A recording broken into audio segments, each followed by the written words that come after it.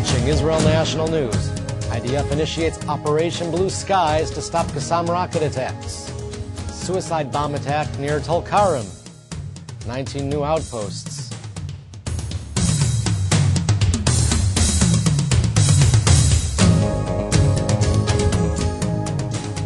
Welcome to the December 29th edition of Israel National News on the 28th of Kislev, the fourth day of Hanukkah. Shalom, I'm Mark Kaplan.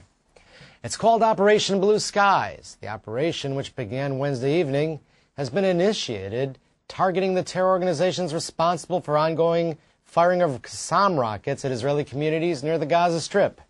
The purpose of the operation, according to the IDF, is to remove the terrorist infrastructure in order to prevent further attacks on Israeli citizens. The IDF dropped leaflets from the air warning people living near the rocket launching sites not to pass through certain defined areas for a limited period of time. The Army also called upon the Palestinian Authority residents to help themselves and act forcefully against the terror cells who are causing their hardships.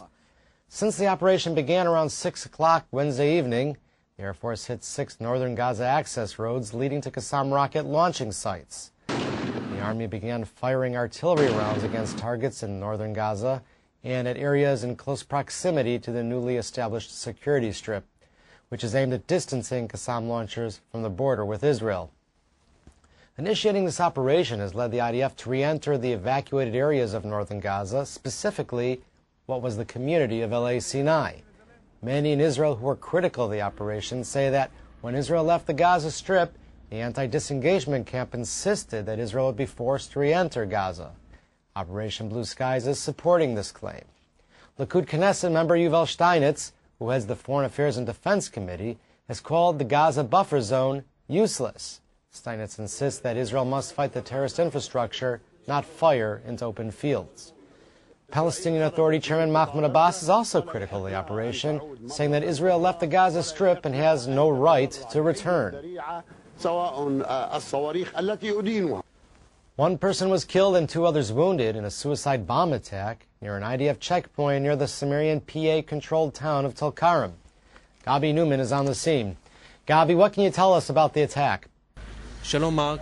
At 9:15 in the morning, a roadblock was located here by the IDF after there was intelligence about a terrorist who intends to infiltrate Israel and to carry out a terror attack. A young man got out of a taxi. One of the officers asked him to open the jacket he was wearing.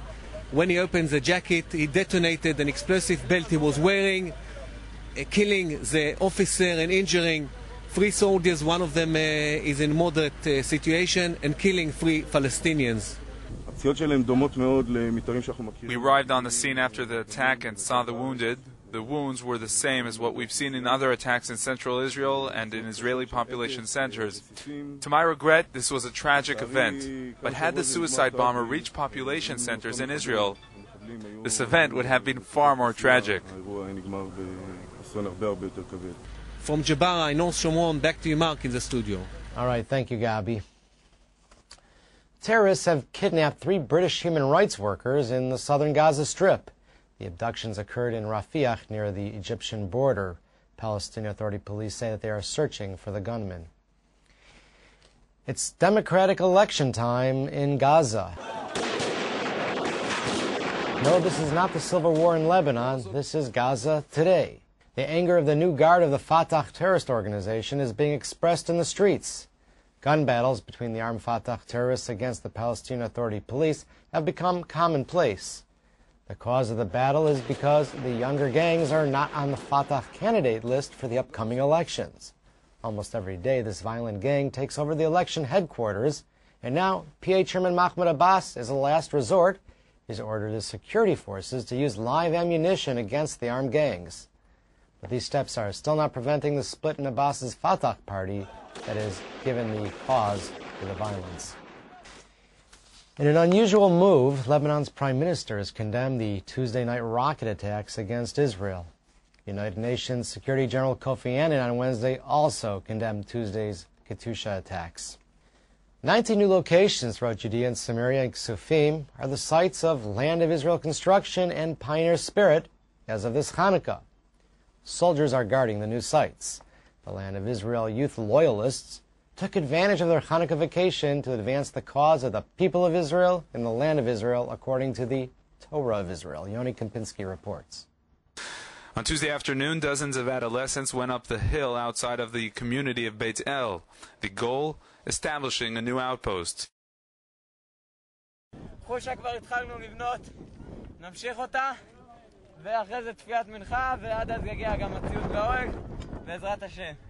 The new outpost is part of a large campaign in which outposts were established near Ofra, Beit Chagai, Beit El, and other communities in Judea and Samaria. The establishment of the outposts was carried out during the day without concealing the activity. After all, one of the main goals of this campaign is to strengthen the identity of the nation as an independent nation who builds and develops the land of Israel. One of the ideas of Hanukkah is that the Jews fought against those who became more like the Greeks. Lately, it seems that there is a process like that again in our generation.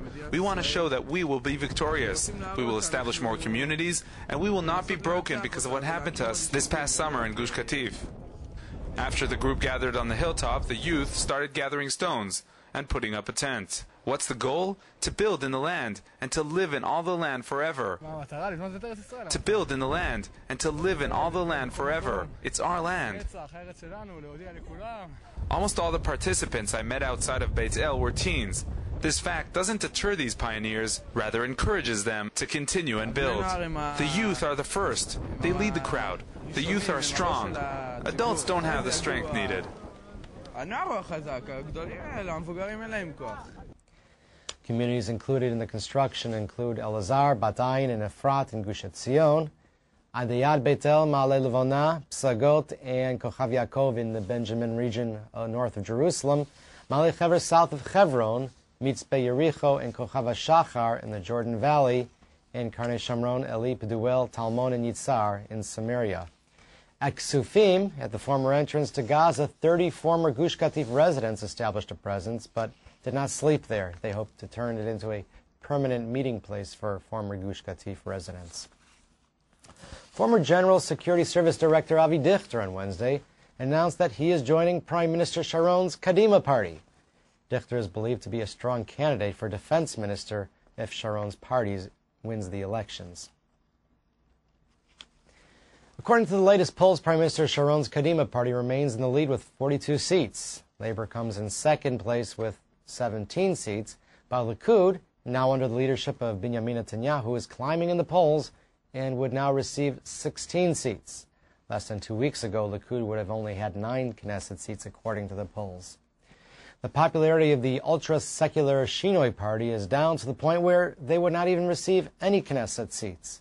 Shas would receive between 9 to 12 seats, National Union Party 8 seats, and Yisrael Beitenu 5. National Union Party and Yisrael Beitenu were one party that is separated for the elections with plans of reuniting again after the elections. The far-left Meretz Yachad party would receive 5 seats according to the latest polls. Kadima is claiming that their party is the prime choice for immigrants from the former Soviet Union.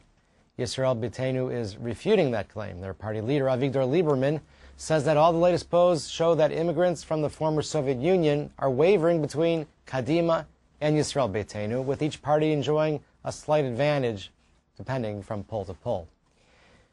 Members of Rome's Jewish community lit Hanukkah candles in front of the Iranian embassy on Wednesday in what they said was a peaceful response to comments by the Iranian president that the Holocaust was a myth. That's all the news for today. Stay tuned for Israeli Salad with Yoni Kempinski. And here's Yoni, of course, with more. Yoni. Shalom, Mark, and shalom to all our viewers. Today we present a special Hanukkah program. The Jerusalem mayor lights the first Hanukkah candle. The Tower of David brings history to life. Lev Lanor brings smiles to the expelled children. The largest Sevivon in the world. And a special Aliyah feature. So be sure to join us for this week's Hanukkah Israeli Salad. Back to you, Mark. Right, thank you, Yoni. We'll be back on Sunday with another news edition with Nicole Monk. Until then, have a peaceful weekend and Shabbat Shalom.